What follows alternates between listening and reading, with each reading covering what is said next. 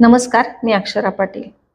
कविता सादर करणार आहे. कवितेचं नाव आहे नववधू. कविता लिहिली आहे प्रसिद्ध कवी आणि लेखक वैभव जोशी यांनी. ती नववधू होती म्हणून पहिल्यांदा दिली ओळख करून. ती नववधू होती म्हणून पहिल्यांदा दिली ओळख करून. माझी आई अशी, माझे बाबा असे, माझं घराणं हे असं आणि माझ्या घरात हे चालत नाही. माझी आई अशी, माझे बाबा असे, माझं घराणं हे असं आणि माझ्या घरात हे चालत नाही.